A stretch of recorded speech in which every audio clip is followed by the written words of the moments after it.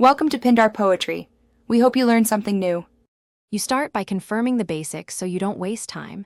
Check iOS is current and there's free space because updates matter. Next, remove any case and gently clean the home button. Dirt or oil blocks the sensor. Once done, restart the iPhone to clear temporary glitches, then open Settings, Touch ID and Passcode and attempt the first fingerprint scan now. This verifies hardware responds. If prompts fail, keep the phone steady and follow the on-screen guidance. Now you go deeper. Delete any previously saved fingerprints and register a fresh print, moving the finger to capture edges and center. This improves recognition. Then toggle Touch ID uses off and back on. iPhone unlock, Apple Pay, and App Store to force the system to reindex. If Touch ID still fails, update iOS to the latest build. If problems persist, back up and restore via iTunes. This rules out software corruption. These steps isolate whether the issue is calibration or system level.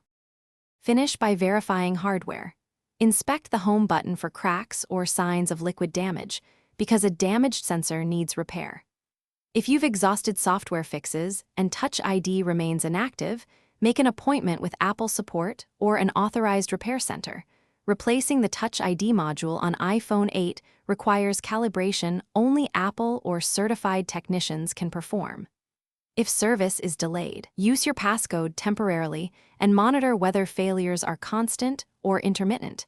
This detail helps the technician diagnose faster. Thanks for watching. Consider subscribing if we helped you.